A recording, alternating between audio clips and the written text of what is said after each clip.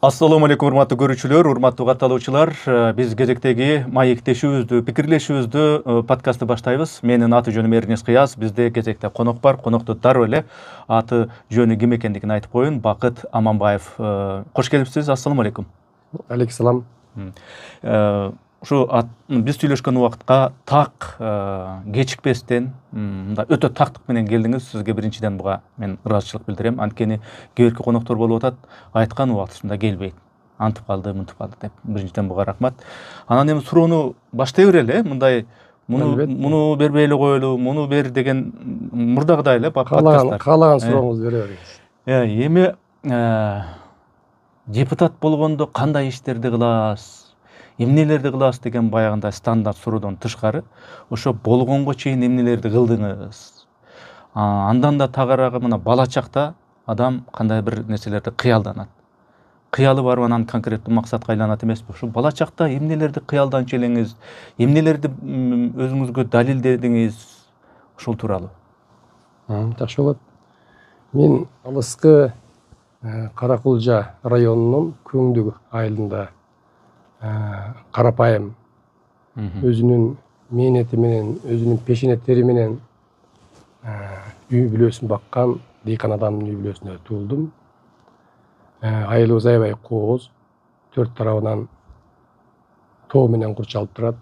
Ошондой эле чоң дарыя айылды тең ортосунан бөлүп агат. Ал дарыянын башында айтылуу Кулум Корук көлү бар. Ал жерде Аркар, Кулжа, Теке дей койчу баардык жапайы жаныбарлардын баардыгы байырлаган жер. Анан мен ошол айылда балалык кезим өттү. Эсимде калгандардан айта турган болсом, атам раматылык 96 жашында бул дүйнөдөн кетти. Өзү абдан пакиза, таза, эч ким менен урушпаган, бирөө урушса дагы аны менен мындай талашып тартышпаган адам эле. Бир жолу айылга мечит салынып калды. Мечит салынып калганда айылдаштардын баардыгы чогулушуп, ушу мечиттин биринчи ташын ким коет деп деген вопрос, суроо көтөрүлдү. Ошондо айыл аксакалдары баардыгы бирин билишет да, бири-бирин. Андан кийин Абдылашим аксакал ташты койсун, бул өзү аябай таза, пакиза, адамгерчиликтүү адам деп, анан атама таш коюу турган эсимде да. Ошондо мен атамды көрүп, сыймыктанып, өзүмдүн ичимен кубанып калдым да. Андан кийин биз өзү 7-1 тууганбыз.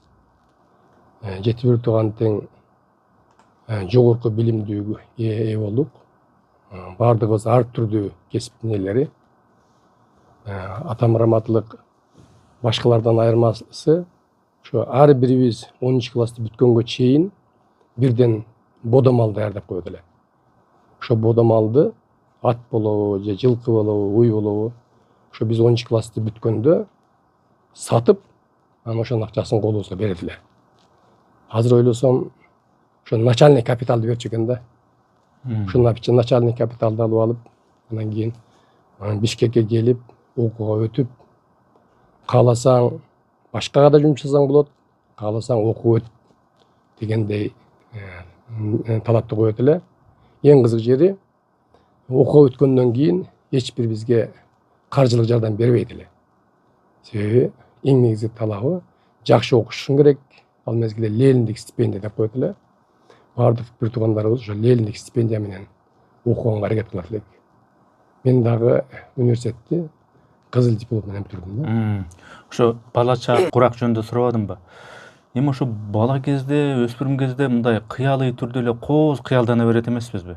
Ошол мектепти бүтөөргө жакын эле анан ал кыялдар мындай реалдуу тартып, боло турган кесипти тандап, мындай токтолуп калабыз да. Эми мурда монтип кыялдана беришкем, аларды көрсөм мага могу нерсе керек экен депчи. Мектепти бүтүп атканда ошондо эмнени тандадыңыз? Кандай жол менен кетем дедиңиз? Кайсы кесипти тандадыңыз ошондо? Мен мектепте окуп жүргөнүмдө юрист болом, андан кийин юридикалык билимге ээ болуп сот болуп иштейм. Адилеттүүлүктү орнотконго өзүмдүн салымын кошом коомдо деген максат болгон.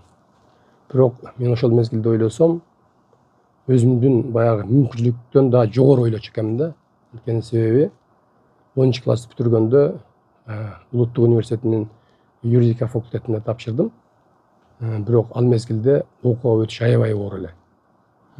Айрыкча юрфакка жалаң гана чоңдордун балдары тааныш менен акча менен өтүп эле. Мен мектепти аябай жакшы бүтүрсөм дагы, бааларым аябай жакшы болсо дагы, мен юрфакка өтпөй калдым. Себеби экзамен тапшырып бергенде коом таануудан экзамен болот эле, тарыхтан анан диктант жаздырат эле. Коом таануу менен тарыхтан жакшы баа алып, диктантка келгенде бир аз начар болуп калат эле дагы. Себеби биз айылдык мектепте өткөндүктөн орус тилден диктантка келгенде мындай оорураак болуп калат эле да. Ошон үчүн аябай үмүтүм үзүлүп, ушундай капа болгон учурлар көп болду. Анан экинчи кайсыл жакка тапшырсам болот деген суроо коюп, андан кийин дагы бир ошо юрфакка жакын эле ИСФАК тарых факультетине тапшырайын. Ал дагы тарыхты бүтүргөндөн кийин 3-курстан юридический факультетке которулуп кетем деген максат менен. Анын үстүнө бирөө да ошондой мага кеңешин берди. Андан кийин тарых факультетине тапшырдым. Бирок эң кызык жери тарых факультетине тапшырганда дагы өтпөй калдым. Себеби тарых факультетине дагы өтүш кыйын эле ал мезгилде. Акчалуулар, тааныш бар эле. Мен айылдан келсем, анан каякта акча? Жанагы атам сатып берген малдын акчасы давно азайып калган. Кийим кечек алыш керек, тамак иш керек. Анан ошон үчүн ИСФАКка тапшырып өтпөй калдым. Бирок мага кеңешин беришти, даярдоо курсуна өтүшүң керек деп. Даярдоо курсуна жазга чейин окуйсуң, жазга чейин окугандан кийин дароо 1-курска өтүп кетесиң, андан кийин юридический которуп кетсең болот депчи. Андан кийин мен ошол кеңеш менен анан даярдоо курсуна тапшырдым. Ушул жерде бир кызыктуу окуя болгон азыр эсиме түшүп атат. Даярдоо курсуна тапшырайын деп подготовительное отделение деп коет эле. Ошого документтеримди тапшырдым. Конкурс 1 орунга 10-12 бала болду. Өтүш кыйын. Андан кийин мен даярдыгым аябай жакшы болчу. Билеттердин дээрлик бардыгын дээрлик коом таануу менен тарыхтан жатка берди элем.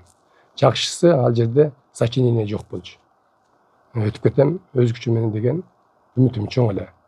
Андан кийин документ тапшырып, экзаменге келдик. Биринчи экзамен коом таануудан болду. Коом таануудан 2 ай экзамен алып атат. Үчүнчүсү да бар эле, ал кирип чыгып турат, ал өзү мындай ошо комиссиянын төрагасы окшойт да. Андан кийин кирип эле мен айттым. Агай дедим, мен окуп өтүшүм керек.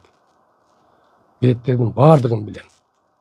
Азыр билетти алайын дагы даярданбай жооп берейин. Өзү билетке жакшы жооп берсең, өзү суроо да берилбеш керек негизичи. Ошон үчүн мага суроону да бере бериңиздер. Эгер такалып калсам, анда мени өткөрбөй коюңуздар. Өткөрбөй кой дегенде 3 же 4 коюлат да. 5 албасам өтпөйт элем да. Макул дешти. Андан кийин Усубакунов деген агай бар эле. Аябай кийин таанышып, жакшы мамиледе отурдук. Азыр тарых факультетиндегилердин баардыгы эле көрүп отурса билсе керек.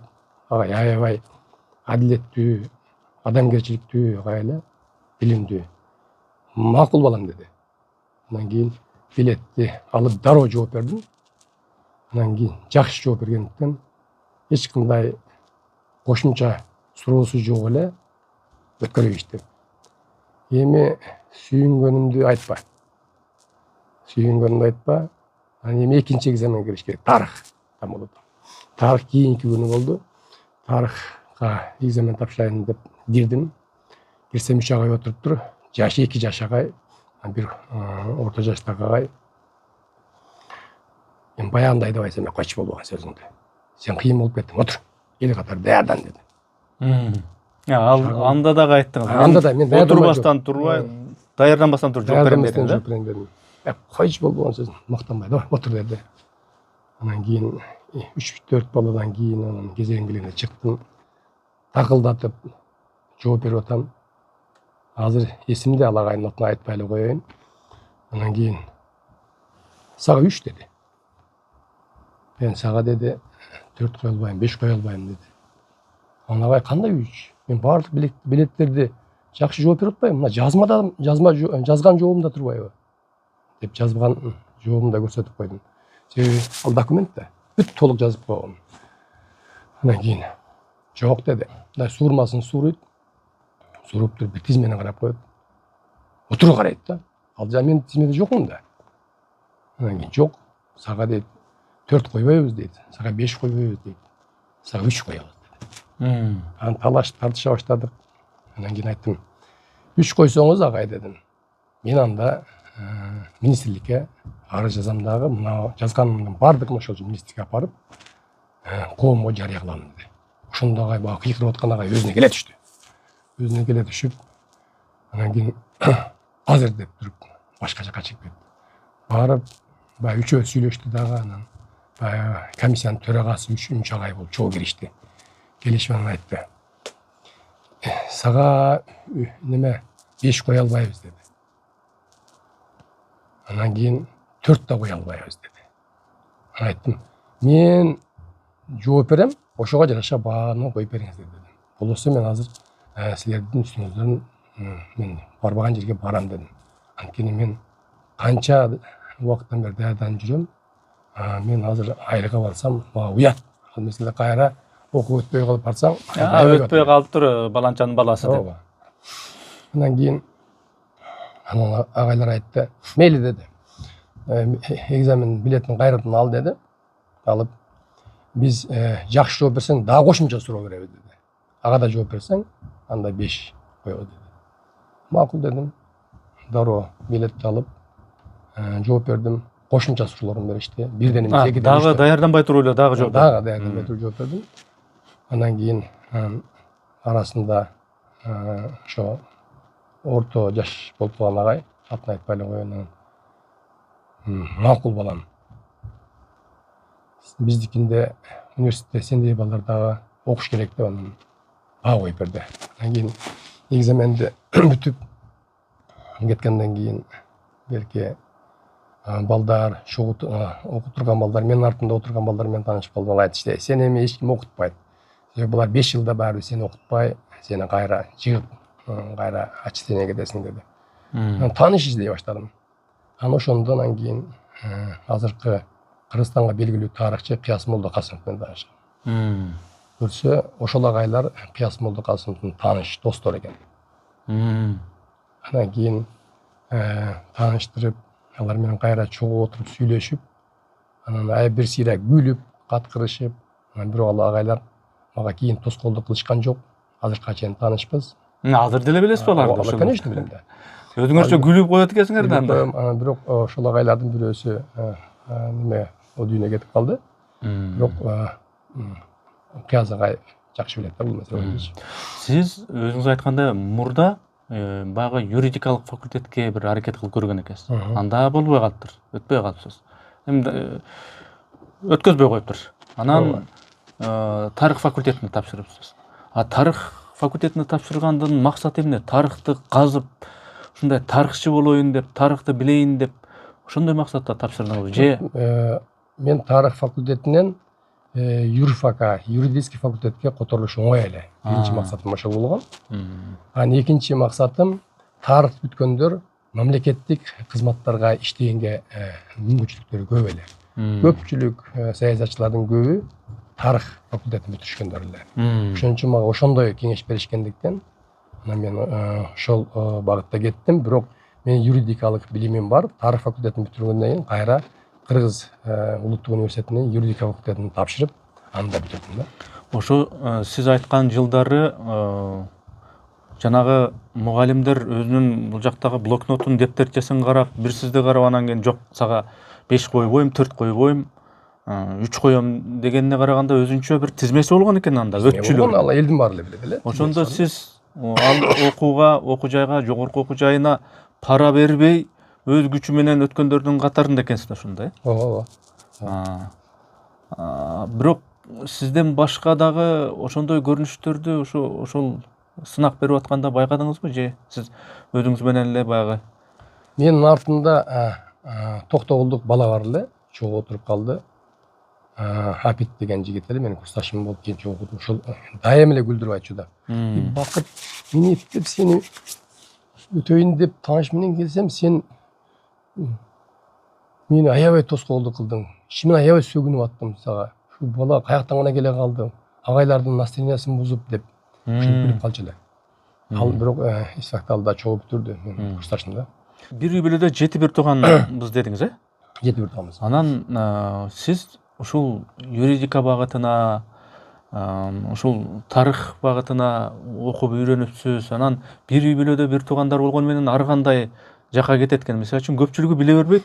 Бакыт Аманбаевдин агасы баягы өнөр адамы, ыр сахна адамы Исрадин Аманбаев экендигинчи.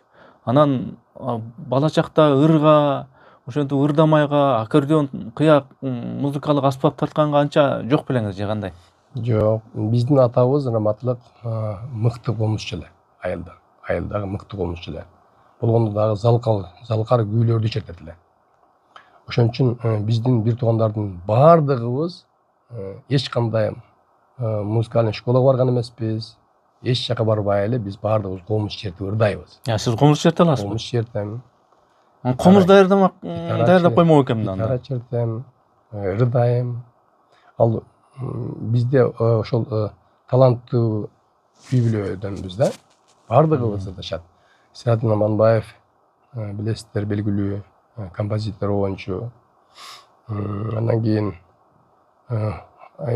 кийинки эжем Урмат Аманбаева, ал дагы өзүнүн багытында көп иштерди жасады, жогорку кеңештин депутаты болду. Андан кийин улуу эжем врач, аябай жакшы эмгеги сиңген врач. Андан кийин агам да өзү багытында политехти бүтүргөн. Карындашым азыр чет мамлекеттерде жашайт, элчиге турмушка чыгып, ошол жакта. Бир эжем мугалим, айтор баардыгыбыз жогорку билимге ээбиз, баардыгыбыз ошол жаштайыбыздан комуз чертип, ырдап бире чоңойдук да. Азыр бир мындай өтө бир чоң күйлөрдөн эмес, мындай күйлөрдөн чертип бер десем черте бересизби? Конечно. Мен азыр чоң күйлөрдөн деле чертип коём. Комуздап келейинби? Мейли. Комузду үйрөткөндө атаңыз комуз черткенди үйрөттүр да анда. Атам комуз черткенди үйрөткөн да.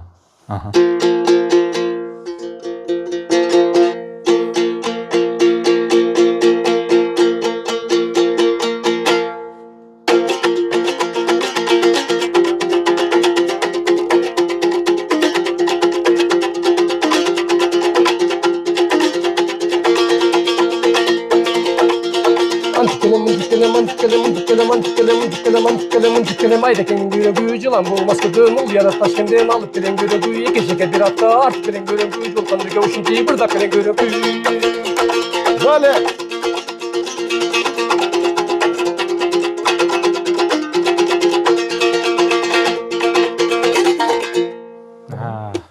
Рахмат. Бир чети ыңгайсыз да болду, бирок рахмат. Сиздин ушул Бакыт Аманбаев десе ушул саясатта, ушул омбудсмен болуп, ушул жогорку кеңеште жана аппаратта ошондой адам көзгө элестетчү эле көрсө комузда билет экенсиз. Ырдан башка өңүттөгү тематикаларды, суроолорду мен улантып берейин. Бакыт мырза, мына окуу жай, студенттик кез, жанагы окууга тапшырып кандай учурлар болгонун айтып өттүңүз. Анан сизди Бакыт Аманбаев деп өзгөчө мына Азаттыкта иштедиңиз. Азаттык дагы жөн медиа эмес, бул өтө салмактуу, өзүнүн бир орду бар медиа. Ошол журналистика менен коомго кандайча реалдуу пайда келтире алдым деп ойлойсуз?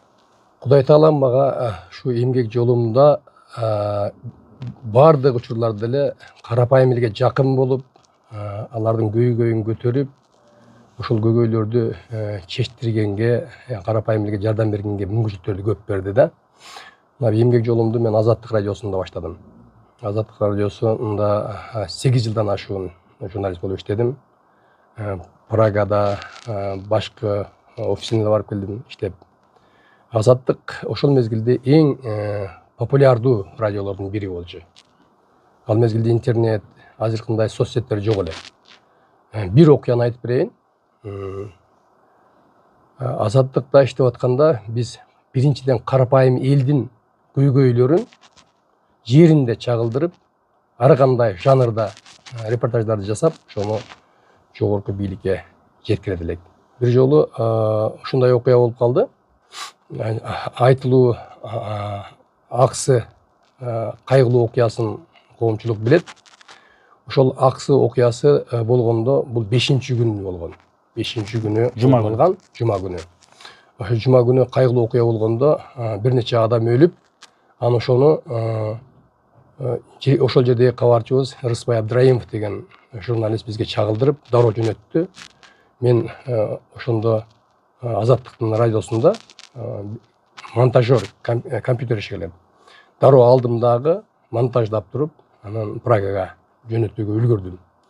Дароо кетиргенден кийин 5 минуттан кийин милиция кызматкерлери келип такылдатып, бүт болгон материалдардын баарын алып кетишти.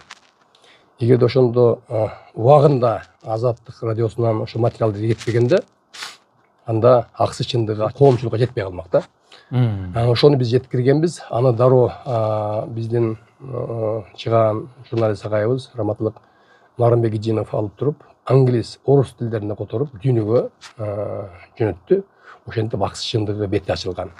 Аны кийин ошол мезгилдеги Акаевдин мезгилинде ошол мезгилдеги өкмөт башчысы Николай Танаев парламенттен отчет берип атып, өзү мойнуна алган.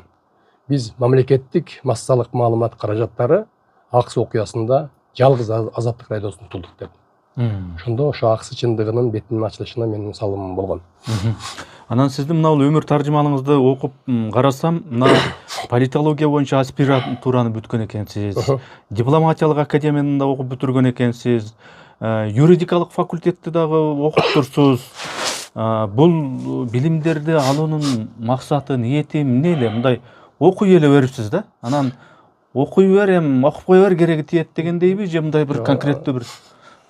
Дипломатиялык академияны бир эле себептен окугам. Этикет, протоколду үйрөнөйүн деп. Себеби бул абдан маанилүү нерсе. Башка улуттардын өкүлдөрү менен сүйлөшкөндө, же болбосо чоң сүйлөшүүлөрдү, переговорлорду жүргүзсөң, ал сөзсүз түрдө керек. Ошон үчүн мен ушул эки предмет үчүн мен дипломатиялык академияны бүтүргөмүн. Эң керектүү, дипломатка керектүү маалыматтарды билимге ээ болдум. Ал кийин мына элчи болгондо мага толук пайдасы тийди да.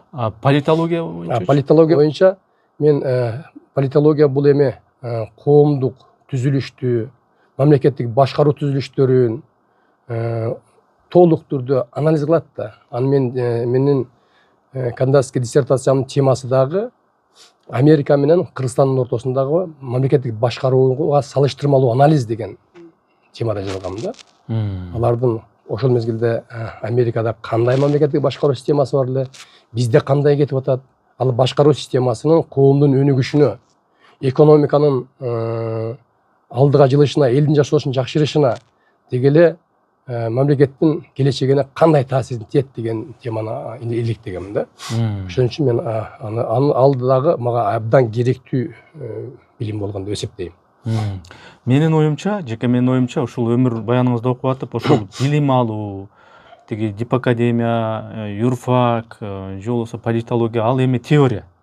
Анан накта ошонун ичинен көрөйүн деген жылдар бул баягы жогорку кеңешке улук консультант болуп, ошол мыйзамдар кантип иштейт, ошол мыйзам чыгаруу органында деп ошол жакта иштепсиз. Андан кийин жогорку кеңештин шайлоолоруна өзүңүз талапкер катарында катышып көрүпсүз. Бул дагы өзүнчө бир тажрыйба дегендей. Анан кийин жанагы апрель окуяларынан кийин Ош шаарынын вице мэри да болуп иштегенге үлгүрүпсүз. 2011-2012 жылы басма сөз кызматында жогорку кеңештин. Анда бир жыл иштепсиз. Негизи муну мен мындай саясатка мындай мерчемдүү, конкреттүү түрдө кызыгып, каалап кадам таштоо деп түшүндүм да. Сиз ушул саясатка чын деле мындай баргыңыз келген окшойт, аралашкыңыз келген. Туура. Себеби журналистика, политология, юридикалык билим бул саясатчыга абдан керектүү билимдер деп айта алам да. Себеби мен юрфакты жаштайман, мен сот болом, юрист болом деп юридический бүтүрдүм. Омбудсмен болуп иштегенде ал кереге тийди. Мен ошол билимдердин баардыгын турмушта натыйжалуу колдоно алдым да. Мына английскийди да үйрөнгөнмүн. Ошол мезгилде мен английский үйрөнүп баштаганда элдердин баардыгы күлүшкөн. Бирок английскийдин пайдасы мага абдан чоң тийди. Ошол багытта мен өзүмдүн ошол алган билимди турмушта колдонгонго мүмкүнчүлүктөрдү Кудай Таала мага берди да. Мына акыйкатчы болуп дагы иштеп калдыңыз. Акыйкатчы болуп, бул эми адам укуктары боюнча кандай реалдуу түрдө эмне бир салым кошо алдыңыз ушул адам укугу жаатында биздин коомго? Мен ошол акыйкатчы болгондо Америкада 8 айдан көбүрөөк окуп, анан келгенде акыйкатчылык кызматка конкурс жарыяланып калды. Анан мен карап көрүп, акыйкатчынын кызматтын өзү кандай кызмат экендиги, элге кандай кызмат кылат дегендигин анализдеп көрсөм, акыйкатчы кызматы бул конституциялык орган. Парламент тарабынан 5 жылга дайындалат. Өз карандысыз мамлекеттик орган. Мен акыйкатчылыкка ат салышып, 67 талапкердин арасынан биринчиликти алып акыйкатчы болдум. Акыйкатчылыкка келгенде мен карап отурган жокмун. Ким эмне дейт депчи, президент эмне дейт, же болбосо премьер эмне дейт, депутаттар эмне дейт деп караган жокмун. Мен келген биринчи күндөн баштап карапайым элдин көйгөйлөрүн көтөрүп, айрыкча ондогон жылдары чечилбеген, системалуу түрдө чечилбей келген, анан жүздөгөн атоолдардын тагдырына тиешелүү болгон көйгөйлүү системалык укук бузууларды аныктап, атайын доклад жасап, парламенттин деңгээлине алып чыгып, парламентте доклад жасап, анын оң чечилишине өзүмдүн салымымды кошо алдым да. Маселен, бир мисалды айтайын.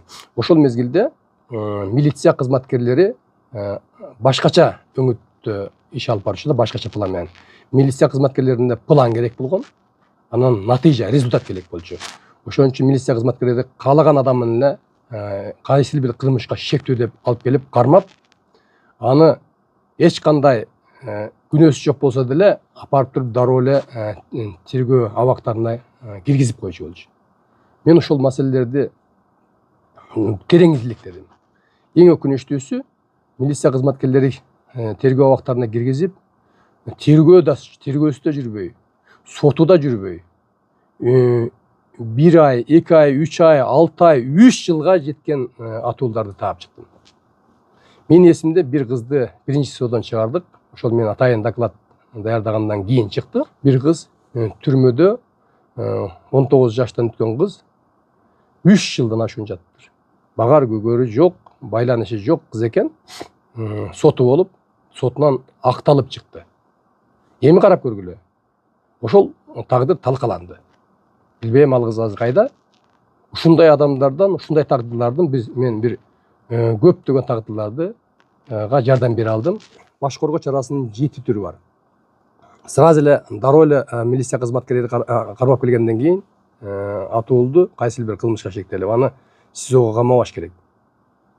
Анын күнөөсү далилдене элек. Анын күнөөсү сот болгондон кийин далилденет да. Ошон үчүн аны тергөө жүрүп атканда аны СИЗОго камабай эле үй камагына камаса болот. Же болбосо залог менен алып чыгарса болот, же болбосо кимдир бирөөгө поручительство деп коет. Ошондой жолдорун колдонушпай, жалаң СИЗОго камап турушкан. Андан кийин мен ошол атайын доклад алып чыккандан кийин мындай көрүнүштөрдүн саны кескин кыскарган. Ошентип мен жүздөгөн карапайым атууларга мен жардам бере алганмын. Бул факт. Экинчи, мен ошол мезгилде жаңы конуштардын көйгөйүн көтөрүп чыкканмын. Ал мезгилде Бишкекте 48 жаңы конуш бар болчу. Ордо ала тоолор жаңыдан негизделип атканда да. Ошолордун маселесин көтөрүп, парламентте айтып, адам укуктарынын башкы декларациясынын талаптарына ылайык ар бир өкмөт өзүнүн атуулдарына мындай күнүмдүк жашоосуна керектүү зарыл нерселерди түшүп берүүгө милдеттүү. Силер 4 нерсени чечип бергиле. Биринчиси таза суу чыгарып бергиле, автожол салып бергиле, оорукана салып бергиле, мектеп салып бергиле деген маселени көтөрүп, аны кайсы мамлекеттик орган чечиш керек, ошону да тактап бергиле. Мэрия чечиш керекпи? И кайсы канча мүнөттө чечиш керек деген маселени мен кабыргасына койгом. Бирок мунун баардыгын койгондон кийин ал мезгилдеги бийликке мен жаккан эмесмин. Жакпай, алар мага каршы ким эле ал убакта бийликтин башында? Алмазбек Атамбаев, каршы саясат жүргүзүшүп, мени 4 жыл, 5 жылга шайланганмын, 4 жылдан өтүп калганда мени мыйзамсыз эле жумуштан алып коюшкан. Мен аны соттошуп кайра келсем болмок, бирок мен андай адам эмесмин. Демек, буларга керегим жок экен деп, анан кийин омбудсмен кызматынан кеткенмин. Ошондо дагы мени кызматтан алыш үчүн ар кандай жалааларды жаап, ал жылдык докладка келбей койду, тиги бу деп жалган маалыматтарды айтып, ушундай ызы чууларды кылышкан. Көп жерге барганда карапайым элдерден ошол мен жардам бергендер бар экен. Жолоочулар да чыгып айтып атышат. Балам, сен омбудсмен болуп жүргөндө ушундай маселелерди көтөрүп бизге жардам бергенсиң деп бата бергендер болуп атат да. Ошон үчүн омбудсмен кызматында мен элге колуман келишинче жардам бергенге аракет кылганмын да. Президенттик бийликте турган Атамбаев дагы бийлигинен кетти. Президенттик бийликте турган Сооронбай Жээнбеков да бийликтен кетти. Анан октябрь окуясы болду. Бакыт Аманбаев ошол өкмөттүн аппарат башчысынын милдетин аткаруучусу болдуңуз. Ооба. Эмне үчүн дал сиз ошондой кызматка татыктуу болдуңуз, же ошол учур ошондой беле, же сизди өзгөчө тандап, ушул Бакытты коелу дегендей бир сунуштар болду, же өзүңүз эмне себептен ошондой болуп калды? Ошол мезгилде парламенттик шайлоого биз Мекенчил партиясы менен катышканбыз. Мекенчил партиясынын катарында ошол мезгилде көп эле адамдар болгон эмес. Камшыбек Кыдыршай Ташиев бар болчу, президенттин агасы Сабыр Байке бар болчу. Андан кийин 1-2-3 башка саясатчылар барды. Мен ошондо Мекенчил партиясынын атынан Ош шаарынан койгонмун. 6 кандидат койгон жерде мен өзүм жалгыз койгоммун. Оппозициялык партиянын атынан. Ал мезгилде шайлоо таза өткөн эмес. Номер 2 формасын киргизип алышкан эле. Bir жерден экинчи жерге колунан келишинче адамдарды автобустар менен алып келип, бурмалашып, ар бир шайлоо участогунда спортсмен балдарды кайтартып коюшуп, Мекенчил партиясына бердирбейбиз деп.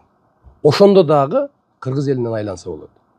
Ар бир 10 адамдын жок деген 3 адам берип атышты. Парламенттик шайлоодо биз көпчүлүктү ошталдык ошондо. Андан кийин Кыргызстанда жанагындай саясий окуялар болуп кетти. Анан биздин учурдагы президентибиз түрмөдөн чыгып келди.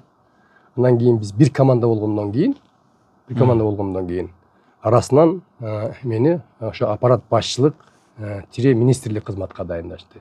Эсимде ушул кызматка келгенде абдан оор мезгилде иш алып бардым. Алдыда кыш, ковид, пенсия пособияны төлөш керек.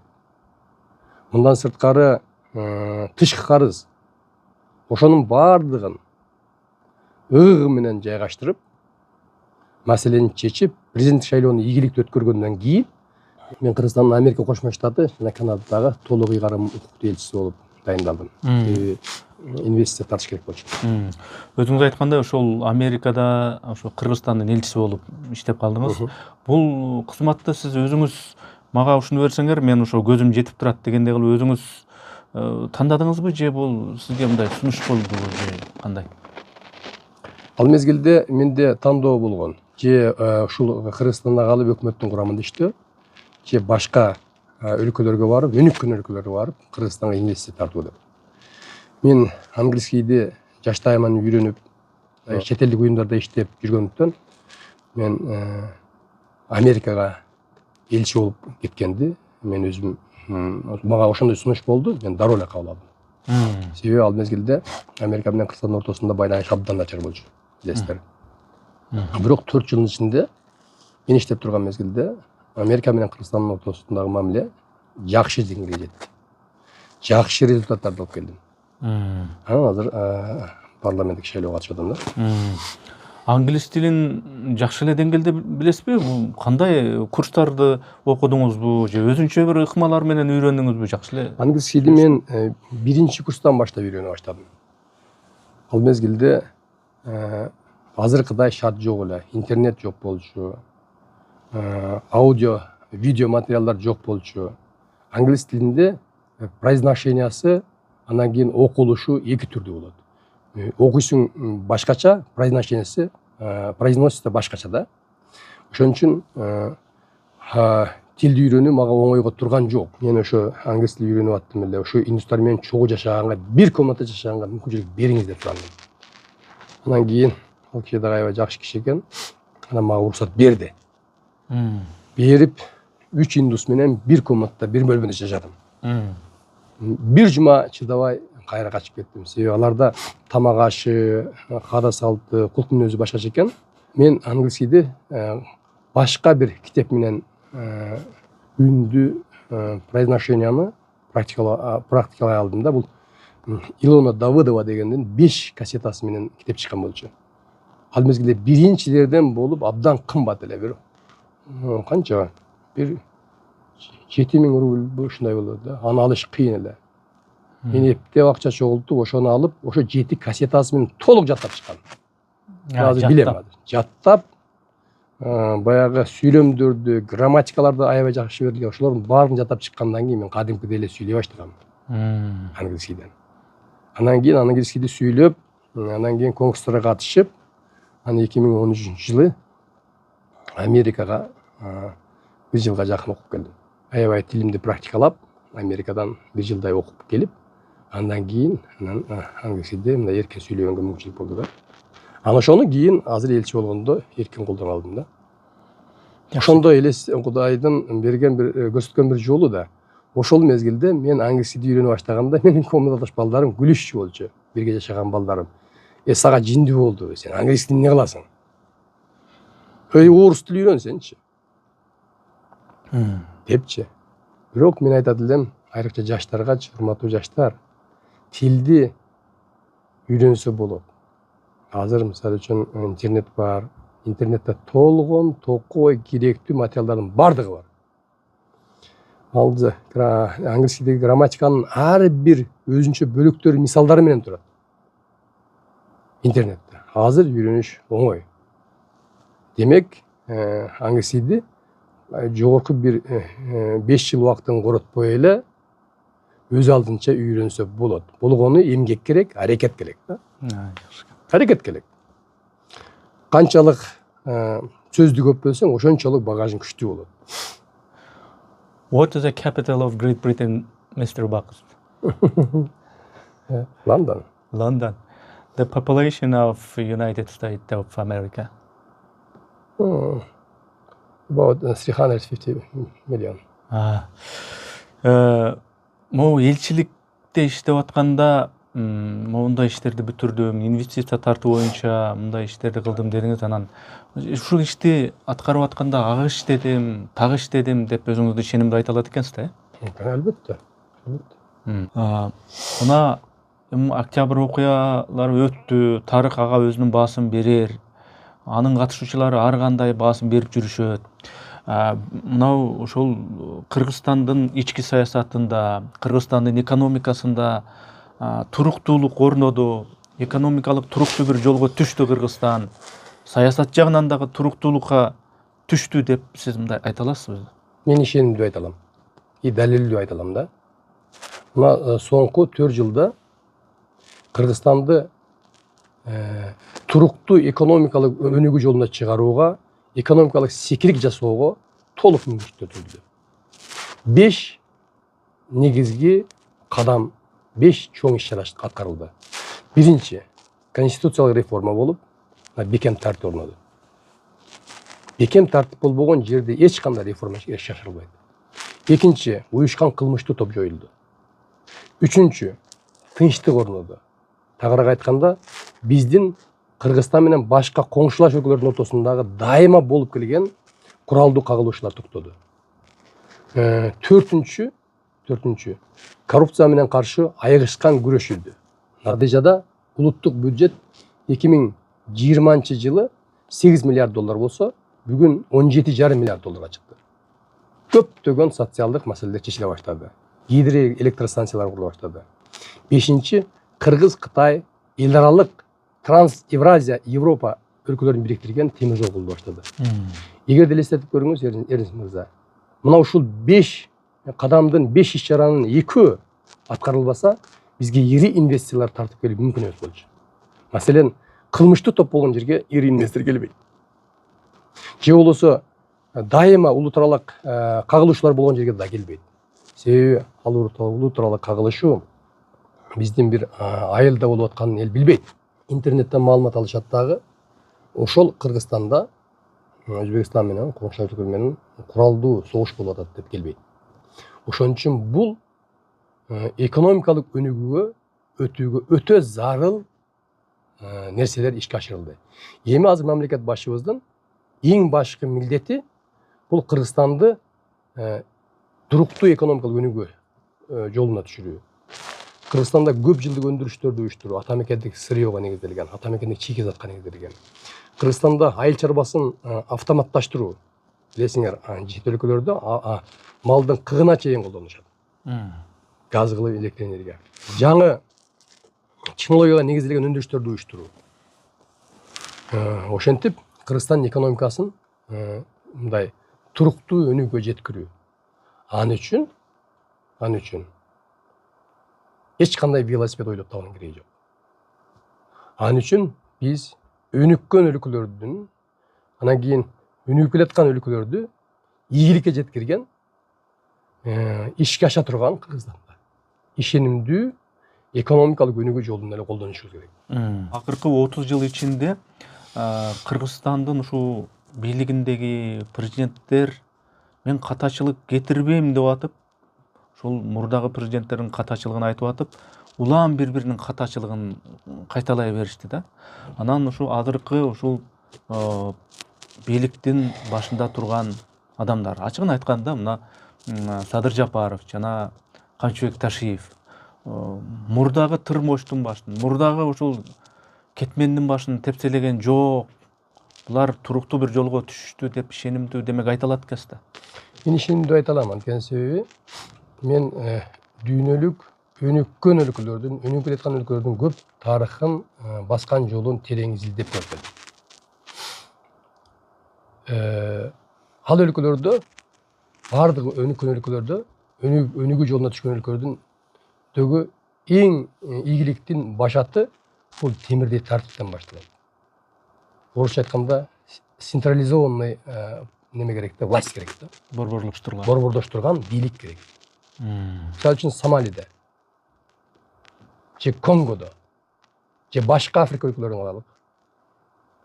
Демократиянын туу чокусу бар аларда. Кагаз түрүндө. Конституциялык парламенттик форма правления. Кыргызстандын 2010 жылдан 20 жылга чейинки конституциялык форма правлениеси ошол жолдо. Өкмөт парламентте кайсы партия жеңип келсе, ошол партиялардан түзүлөт. 7 өзүнүн округу бар, 7 аймак бири-бирине баш ийбейт, таптакыр. Керек болсо куралдуу дагы кагылышуулар болуп турат. Бирок конституциялык негизде чыныгы демократия. Бирок аларда борбордоштурулган бийлик жок. Күчтүү тартип жок. Күчтүү тартип болбогон жерде эч убакта мыйзам ишке ашырылбайт. Күчтүү тартип болбогон жерде эч убакта коррупцияга каршы күрөш жүрбөйт. Күчтүү тартип болбосо экономикалык өнүгүү болбойт. Бул дүйнөлүк өлкөлөр тарабынан далилденген туура жол. Эгерде ким туура эмес десе, мен ошол менен дебатка чакыр, мен далилдеп бергенге даярмын. Азыр мына ушул биздики жол. Азыр биз мына Түштүк Кореядагы 1961 жылы Түштүк Кореяда ишке ашкан ошондой жолго ылайык, ошого жакын жол менен кетип атабыз. Ал жерде да күчтүү бийлик орногон, бекем тартип орногон, коопсуздук маселеси чечилген. Качан гана мамлекет өзүнүн ичиндеги коопсуздук бекем кармай алганда, контролдой алганда, андан кийин өнүгүү болот. Ал өнүгүүнүн экинчи этабына чыгыш үчүн эмне кылыш керек деген маселе боюнча өзүнчө сөз кылсак болот да. Ошого негизги шарттар азыр бар. Октябрь окуясынан кийин баягы конституциялык нар суур бериштирүүлөр болбодубу? Ооба. Ар ким өзү мындай кылыш керек, башкаруунун формасы мындай болуш керек депчи, ар кайсы саясий күчтөр. Анан ошо саясатчылардын бири Өмүрбек Текебаев ошондо бир айтты эле. Азыр дагы YouTube'да видеосу турат. Көрөсүңөр. Түркмөнстанга айланасыңар депчи. Жүгүнүп туруп кол чаап каласыңар деп. Демек, ал жыл деле өттү, 2-3 жыл өттү. Азыр демек Түркмөнстан эмеспиз, азыр башка бир форматтагы өлкөбүз. Бирок Түркмөнстан эмеспиз. Бизде бир нерсени туура түшүнүшүбүз керек да. Бир нерсени коомчулукка туура жеткириш керек да. Экономический свобода бар. Андан кийин демократия бар. Азыр экономический свобода бизде бар. Ким иштейм десе, ким иш кылам десе, толук мүмкүнчүлүктөр түзүлгөн. Каалагандай ишти жасасын. Бирок жетишпеген жактар көп. Аны азыр биз келечекте башкача реформаларды ишке ашырабыз деп азыр сунуштап атабыз. Азыр менин шайлоодогу депутаттык программамдын негизинде ошолор келип кетет. Ошон үчүн бизде адашпаш керек да. Бизде мындай авторитаризм орноп калды, жеке бийлик орноп калды деген сөздөр бул эптеп кылдан кыйкым таап, кайрадан башаламандыкка алып келүүгө аракет жасагандардын иши деп ойлойм. Себеби бизде азыр бекем тартип орноду, мыйзам үстөмдүгү бар. Эми азыр элге эркиндик бериш керек. Бардык 7 миллион калкка толук түрдө экономикалык свобода бериш керек. 7 миллион калктын таланттуулары, билимдүүлөрү, ишкерлерине толук өзүнүн идеясын ишке ашырганга мүмкүнчүлүктөрдү бериш керек. Ошондо гана экономика дүр кетет. Бул дүйнөлүк практика. А эгерде демократия болуп башаламандык болуп турса, Сомалидай болуп, анда эч убакыт өнүкпөйбүз.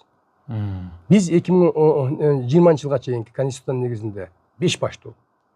Парламент өкмөткө шылташтуу, өкмөт парламентке, парламент президентке шылташтуу. Мындан сырткары кылмыштуу дүйнөнүн, кылмыштуу топтун, уюшкан кылмыштуу топтун өзүнчө бийлиги бар болчу. Мындан сырткары партиялык лидерлердин өзүнүн бийлиги бар болчу. Муну эч ким тана албайт муну. Өзүң мыкты журналистсиң, билесиң. Ошон үчүн мамлекеттик деңгээлде чечим кабыл алып, конкреттүү экономиканы өнүктүрүп, элдин жашоосун жакшыртууга олуттуу иш чаралар аткарылган эмес. Бири-бирине тоскоолдук болуп турган. Азыр жоопкерчиликтүү бийлик орноду. Азыр эл кимден талап кылып алышын билет. Бакыт Аманбаевди демократиянын түпкү негиздерин түшүнбөгөн киши дейин десем, сиз ошол демократия деген эмне экенин билген, ошонун негиздерин түшүнгөн азаттыкта иштегенсиз, тажрыйбаңыз. Адам укуктарын билбейт дегендегидей андай деле эмессиз, себеби омбудсмен болуп, акыйкатчы институтунда иштегенсиз. Адам укуктары боюнча, карапайым адамдардын укуктарын дегендей, саясаттын күнгөй тескейин көрдүңүз, оңчул, солчул саясатчыларды көрдүңүз. Ошолордун баарын эске алып, бүгүнкү күндө мындай жарандык коомдун акыбалы кандай деп эсептейсиз? Бүгүн авторитаризм эмес деп бүгүнкү акыбалды айта аласыз, Мен эң башкысы патриотмун. Мен мамлекетчилмин. Бизге азыр мамлекетти өнүктүрүш керек. Бизге азыр коопсуздукту камсыз кылыш керек. Бизге азыр тартипти камсыз кылыш керек. Бизге азыр экономикалык свободага чыгышыбыз керек. Ар бир кыргызга, ар бир иштейм деген кыргызга, мен байыйм деген кыргызга шарт түзүп бериш керек. Ошондо гана биз өнүгүүгө жетебиз. Ошондо гана биздин жашообуз жакшырат. Башка жол жок. Андай максатка жетиш үчүн анча-мынча укук бузуулар сөзсүз түрдө боло келген иш. Бирок ал массалык түрдө укук бузуу болбойт. Себеби кыргыз эли массалык түрдө укук бузууга жол бербейт. Эч убакта жол бербейт. Кыргыз эли тарыхтан өзү ошондой эл. Бирок мамлекеттин кызыкчылыгы дегенде, элдин кызыкчылыгы дегенде, өлкөнүн кызыкчылыгы, өлкөдөгү стабилдүүлүк дегенде биз сөзсүз түрдө мамлекеттин кызыкчылыгын биринчи орунга коюшубуз керек. Мисалы үчүн мен Америкада элчи болуп иштеп келдим.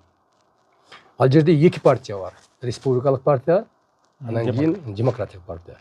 Ошолордун чогуу жыйынына катышабыз. Элчилердин баарын катыштырат. Қарап отырсаң, республиканец демократқа қарсы шығады. Жер тепкіреп қиқырып отырады. Қайырлы бір мәселе талқыланғанда тұра қалып қол шағып.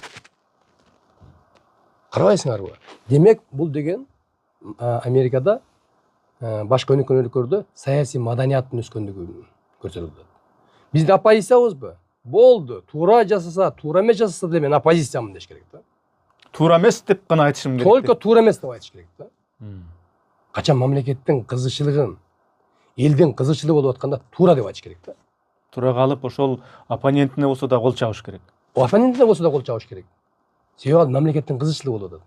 Мисалы үчүн ошондо үч маселени эки партия толугу менен колдоп беришти. Биринчи маселе Американы дүйнөдөгү микрочип чыгарган дүйнөлүк өлкөгө айландырабыз, ошого чоң суммадагы миллиарддар бөлүп бериш керектигине бардык колдоп беришти. Ошондой эле Украина согушу боюнча толук колдошту. Үчүнчү маселе Американын инфраструктурасын дүйнөдөгү эң мыкты инфраструктурага айландырабыз.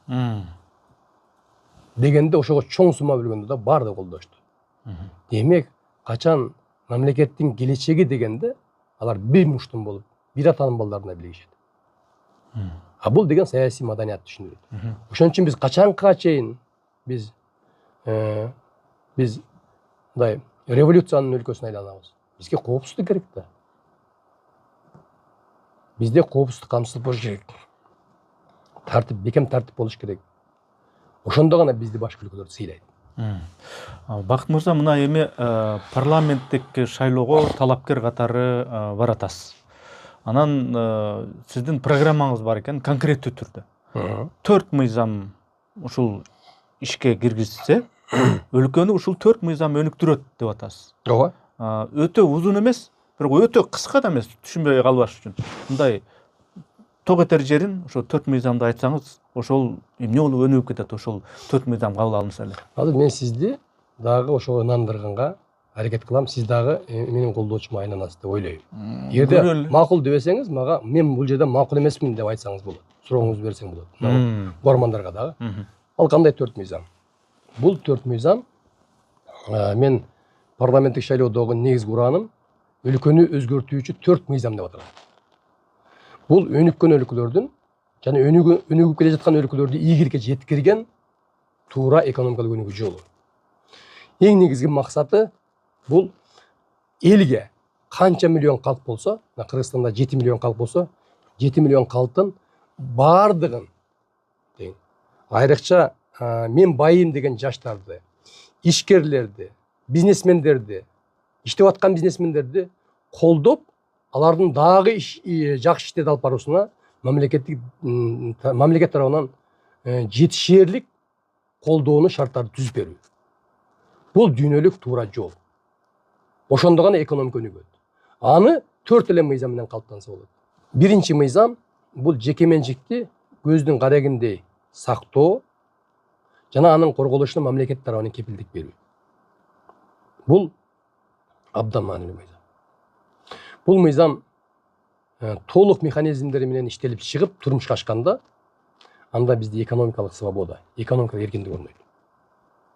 Ар бир мен иш кылам деген, мен байым деген, инвестор болобу, ишкер болобу, эч тартынбай байганга, өзүнүн ишин жакшыртканга ынтызар болот.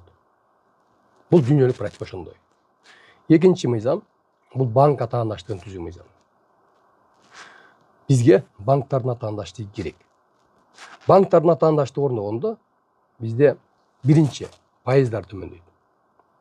Экинчи идеясы бар жаштардын, бизнесмендердин өзүнүн идеясын, бизнес идеясын ишке ашырууга начальный капитал алууга мүмкүнчүлүк түзөт.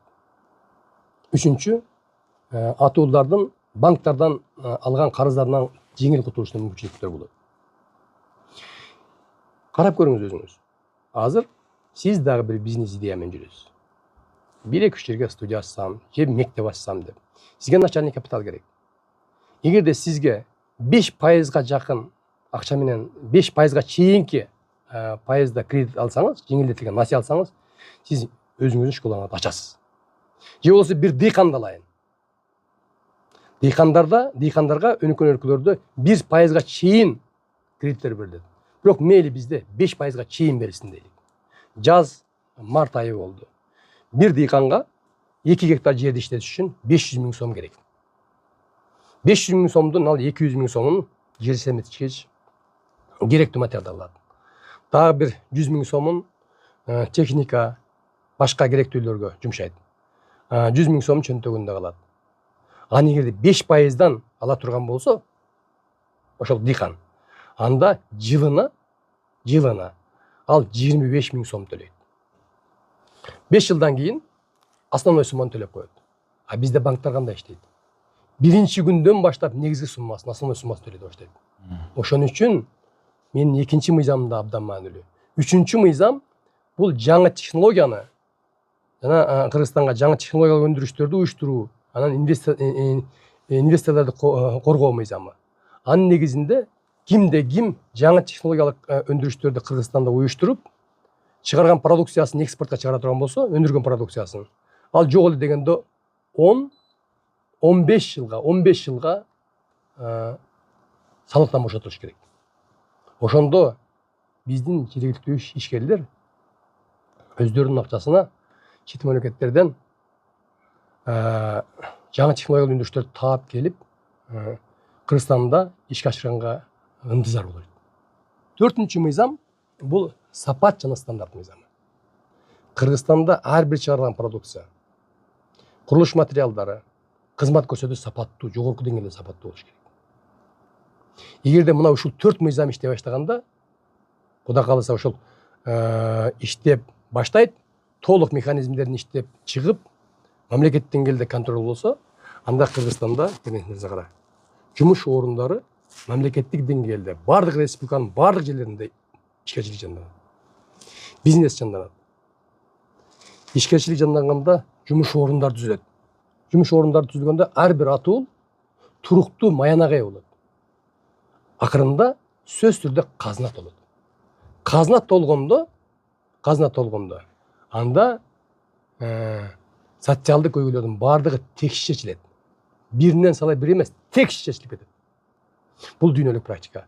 Бул мыйзамдар 1688 жылы Англияда кабыл алынган.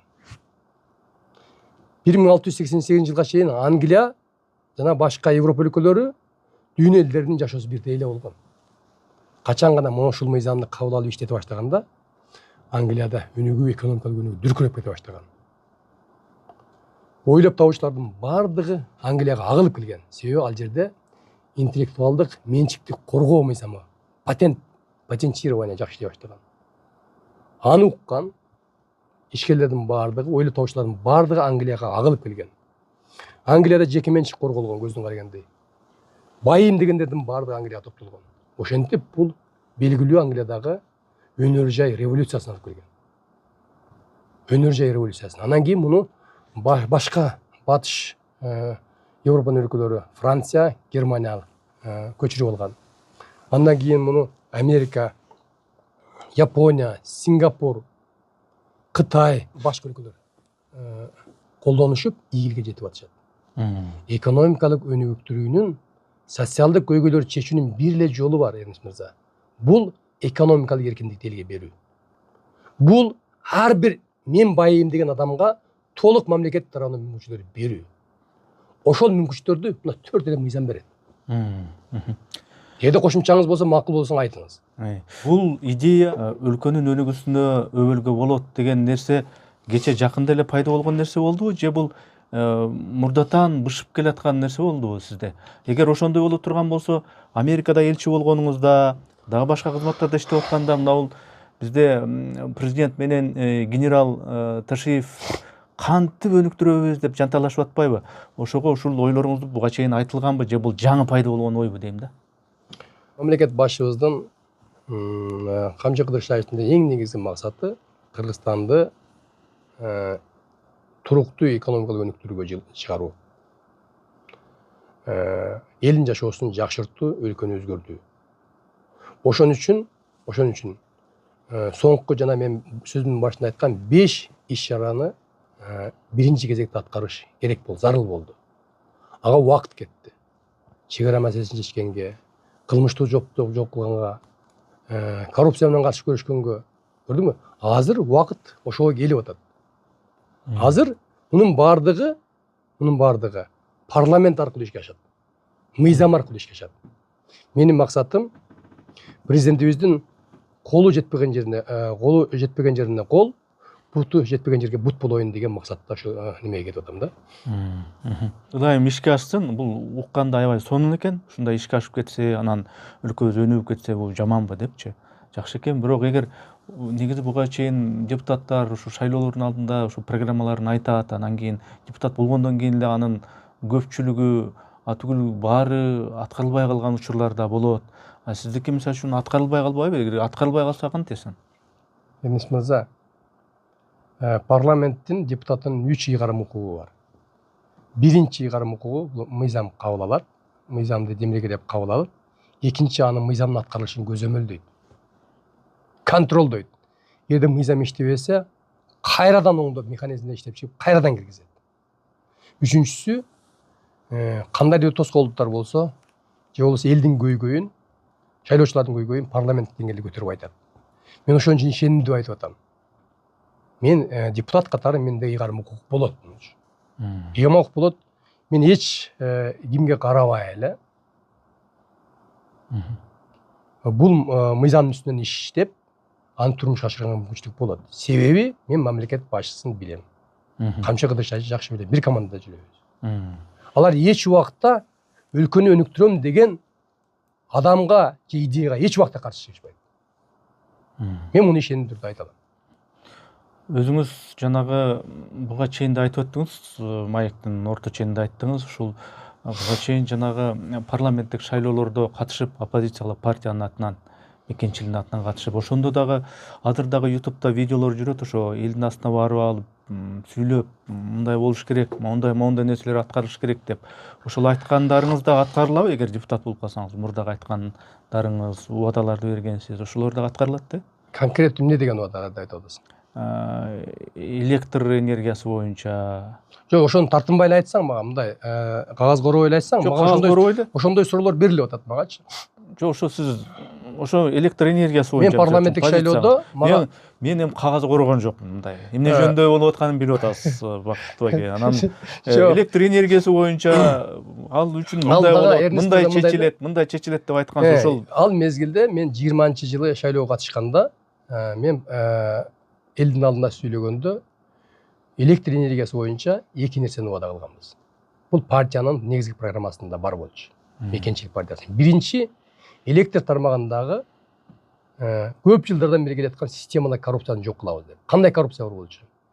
Эки тармакта бар болчу. Биринчи, Север электро, Восток электро, Жалал Абад электро, Ош электро деп бөлүп алып, ар бир электродо өзүнчө тендерлерди өткөрүп, 10 000 сомдук, мен примерно айтып атам, 10 000 сомдук столбаны 50 000 сом деп жазышып, бир уч чиновниктер коррупциялык иштер менен аракет кылып, өлкөнүн казынасына миллиондогон акчалар уурдалып турган. Бул кан бугандай токтолот дегенбиз, токтолду. Ким токтолгон жатпайса, мен азыр жооп бере алам. Бул токтолду. Экинчиси, өндүрүүчүлөр, анан сатуучулар, бөлүштүрүүчүлөр деп экиге бөлүп алгандагы, гидроэлектростанциядан электр энергия иштелип чыгат, столо менен келет, анан кимдир бирөөлөр сатат. Ортолуктан дагы акча чечкен. Миллиондогон акчалар кетип турган. Бул маселе токтолду азыр. Бул уурлук токтолду. Муну эч ким азыр претензия кое албайт. Бул маселе токтолду. Бирок көйгөй бар. Мамлекет башчыбыз көп жолу сүйлөп элге түшүндүрдү. Көйгөй аябай көп.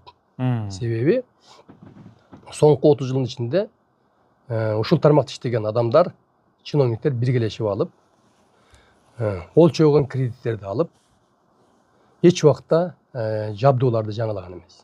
30-40 жыл бою иштеп, иштен чыгып калган. Бул биринчиси. Экинчиси, жаңы гидроэлектростанциялар курулган эмес Кыргызстанда. Соңку 30 жылда. Бул маселе азыр өзүңүз көрүп атасыз. Ондогон, жүздөгөн гидроэлектростанциялар курулат. Кыргызстандын 150 миллиард киловатт саат өндүргөн электр энергия кубаттуулугу бар. Биз болгону ошонун 10%-ын гана колдонуп келебиз. Аны эгерде биз ошону толук колдонгонго жетсек, анда бизде электр энергиясы боюнча үзгүлтүккө учурабайбыз. Тескерисинче биз экспорттогон өлкөгө айланабыз. Ошон үчүн мына ушул багытта мамлекет башчыбыздын жетекчилиги менен пландуу иштер кетип атат. Муну эч ким тана албайт. Мен дагы бир нерсени учурдан пайдаланып айтып кетейин. Мен азыр ар бир эл жашаган конуштарда өзүмдүн 2ден 3төн өкүлүмдү калтырып атам. Алар менен түз байланышта болот. Менин помощниктерим, менин жардамчыларымын, менин телефондорум аларда болот. Максатым эл менен жакындан иш алып баруу. Элге жакында жардам берүү. Анткени себеби жолугушуулар да көрдүм, айтып атышат. Алардын көйгөйлөрү соңку 30 жылда чечилген эмес. Бир эле көйгөй. Чечиле турган көйгөйлөр чечилген эмес. Анын себеби алар депутаттар келишет дагы дейт. Жакшы сүйлөп, кооз сүйлөп, добуш алат дагы ошондон кийин бизге келбейт дейт. Ушундай көрүнүштөргө чек коюш үчүн мен азыр өзүмдүн өкүлдөрүмдү калтырып атам, биринчи. Экинчи, Кудай кааласа элдин батасын алып, көпчүлүк добушту алып парламентке келе турган болсом, 5-чи мыйзамды дагы, урматтуу шайлоочулар, мен демилгелеп парламенттин кароосуна киргизем. Ал кандай мыйзам дебейсизби? Бул депутаттардын карапайым элдин алдындагы жоопкерчилигин чыңдаган мыйзам. Анын негизинде, эгерде кайсы бир депутат элдиге берген убадасын аткарбаса, эл менен жолугушууга келбесе, эл менен тыгыз иштебесе, карапайым элдин укугу болот. Карапайым элге укук берилет. Мыйзамдуу укук берилет. Өзүнүн депутатын кайрадан артка чакырып алганга. Бул мыйзамды киргизиш учурдун талабы. Мен ойлойм, мамлекет башы дагы, жетекчилер дагы муну колдойт деп. Себеби депутат деген бул элдин өкүлү. Эл менен бирге болуш керек, элдин көйгөйүн айтыш керек, мыйзамдарды, жакшы мыйзамдарды кабыл алыш керек. Бул дүйнөлүк практика. Өнүккөн өлкөлөрдө иштеп келген практика. Башка өлкөлөрдүн практикасында да бар. Бул Англияда, Канадада, Америкада башкача өңөттө иштейт. Аларда губернаторлорду, мэрлерди чакыртып алса болот. Бул дүйнөлүк практика. Биз ошону киргизиш керек. Ошондо гана депутаттар айла жоктон өзүнүн шайлоочуларынын алдына келип, алар менен сүйлөшүп, алардын көйгөйүн мамлекет деңгээлде көтөргөнгө аргасыз болот. Бардыгы мыйзам менен ишке ашырсак болот да. Коррупцияны жеңүү керек, коррупция менен күрөшүү керек деген уран бардык буга чейинки ушул 30 жылдагы ушул бийлик башындагылардын негизги девизи болду. Башкы урандардын бири болду. Азыркы ушул мына октябрь окуясынан кийинки келген бийликтин ушул коррупция менен күрөшүү ыкмасына сиздин көз карашыңыз кандай? Жанагы жеп алгандарды кустурабыз, ошолордун баарын мамлекетке өткөрөбүз деген бул мында жанагындай популизм жокпу? Бул кандай? Мен факты менен айтпаймынбы? Кыргызстанда коррупция дегенде коррупциянын туу чокусу бул кумтөр болчу. Миллиарддаган долларлар уурдалып, жең ичинен кетип келген. Кумтөр маселе чечилдиби? Элге өттүбү? Өттү. Туурабы?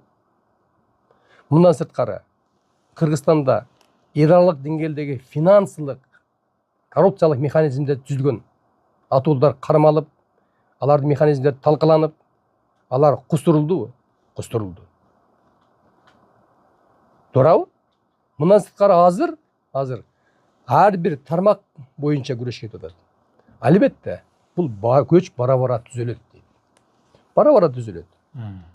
Бара-бара биз эл аралык деңгээлдеги коррупция менен каршы күрөшүүнүн ыкмаларын биз киргизишибиз керек. Ал бара-бара ал мыйзамдын негизинде ишке ашат. Ага биз акырындап кетип атабыз. Ошон үчүн ар бир патриот кыргыз атуулу азыр өлкөнүн келечегин ойлош керек. Өлкөнүн келечегин ойлоп, өзүнүн аз болсо дагы өлкөнү өзгөртүүгө салымын кошуш керек. Кандай салым кошуш керек? Жакшы идеяны колдош керек. Жакшы демилгени колдош керек. Анткени Эрнис мырза, экономикалык өнүгүү элдин жашоосун жакшыртуу кокусунан болбойт. Өзүнөн өзү ишке ашпайт. Бул конкреттүү иш чаранын жыйынтыгы болот. Конкреттүү команданын ишинин жыйынтыгы болот. Ошон үчүн мен айтайын дегеним, урматтуу шайлоочулар, жакшы идеяны колдоңуздар. Добушуңуздарды сатпаңыздар. Азыр мен көрүп атам. 19-шайлоо округунда эки түрдүү ыкма менен иш алып кетип атышат. Айрым кандидаттар жең ичине акча тартып атышат. Акча таратып, агитаторлорду алып, 2000ге чейин агитатор алып, ар бир үйдөгү адамдын бардыгын агитатор кылып алгандар дагы көрүп атам. Ошолорду добуш бердиртип атат. Демек, бул мыйзамды өзгөртүү зарыл. Бирок азыркы учурдун талабы, ушу азыр туура бир мандаттуу шайлоо округу киргизгенин мен колдойм. Бирок келечекте муну өзгөртүү учурдун талабы экенин мен түшүнүп атам. Ошон үчүн урматтуу шайлоочулар, добушуңуздарды сатпаңыздар. Эгерде сиздерге кимдир бирөө акча сунуш кыла турган болсо, албаңыздар. Кокусунан кандайдыр бир жолдор менен алып кала турган болсоңуздар, анда шайлоо участоктарына кирип калганда өзүңүздөр каалагандай добуш бергенге сиздердин укугуңуздар бар. Себеби шайлоо кабинасында эч ким сиздерге тоскоолдук кылбайт. Ал жерде 5 мүнөт, 10 мүнөт отурсаңыздар болот. Эч ким чыгып кет деп айта албайт. Ал сиздердин 5 жылда бир жолу берилүүчү укугуңуздар. Ошол укугуңуздарды туура колдонуп, 19 шайлоо округундагы номер 18 номерде кетип аткан Бакыт Аманбаевди колдосоңуздар, сиздер анда өлкөнү өзгөртүүчү 4 мыйзам деген идеяны колдогон болосуздар. Сиздер анда Кыргызстанда ишкерчиликти болушунча болуп көрбөгөндөй жандандыруу керек деген идеяны колдойсуздар. Сиздер анда ар бир кыргыз атуулу туруктуу жумуш орунга жетишет деген идеяны колдогон болосуздар. Сиздер жердешиңиздерди эмес, сиздер тууганыңыздарды эмес, идеяны колдоп, ошону колдоп буттап ишке ашырган да гана кыргыз мамлекети болобуз. Мен айтайын дегеним ушул да. Рахмат. Ушун менен бүтүрдүкпү, башка сөз деле калбадыбы? Дагы бир суроо ушун менен жыйынтыктасак да, мына парламенттин бедели боюнча, аброю боюнча, ар президенттин тушунда парламентке лакап аттар берилип, анан кийин тиги чөнтөк парламентте, башка парламентте, сиз болочокто кандай парламентке депутат болгону кетип атам деп ойлоп атасыз? Мындай эми атын атыбай эле коеюн, эми лакап аттар бар, ошондой парламенттин бедели кандай болот? Мындай да, парламенттин депутаттарынын эң чоң ыйгарым укугу бар. Аны эч ким тартып алган эмес. Ооба, кайталап атасыз. Парламенттин бедели кетти дегенге мен эч ишенбейм. Парламенттин беделинин кеткенинин себеби бул биздин мурдагы шайлоо системасынын мүчүлүштүгүнөн улам болгон. Мурдагы шайлоо системасында биз партиялык тизме менен шайладык. Натыйжада акчалуулар ол чойгон суммада акчаны беришип, өздөрү шайлоого катышпай, элдерди үгүттөбөй, Дубай дей салып жүрүп, парламентке кирип калганчылар болду. Ошондой атуулдар парламенттин ыйгарым укуктарын толук түрдө колдоно алыштыбы? Алышкан жок. Алар парламенттин эшигинин кайсы эшигинен чыгабыз дегенди үйрөнгүчө 3 жыл өтүп кетти. Ошон үчүн жанагындай макал лакаптарга ошолор ээ болуп калды. Эгерде парламентке чыныгы билимдүүлөр, тажрыйбалуу адамдар келсе, анда күчтүү мыйзамдар ишке кабыл алынат. Ар бир мыйзам он эмес, жүздөгөн тагдырларды чечет. Экономиканын өнүгүшүнө жакшырышына өбүлгө түзөт. Ошондо парламент чыныгы парламент болот. Азыр элдин арасында сөз бар. Сиз ошондой парламентке кетип атасызбы? Ал деген мындай парламент болот деп. Жок. Мен буга караманча каршымын. Парламенттин ыйгарым укугун, 3 ыйгарым укугун эч ким тартып алган жок. Азыр жазылып турат. Болгону парламенттин депутаттары ошону туура колдонуш керек. Мамлекеттин кызыкчылыгы үчүн өздөрүнүн амбициясын анча-мынча басыш керек. Качан гана мамлекеттин кызыкчылыгы жөнүндө сөз болгондо, алар сөзсүз түрдө ошол маселени колдош керек. Ошондо гана биз күчтүү мамлекетке айланабыз. Ошондо гана биз экономикалык секирик жасай алабыз.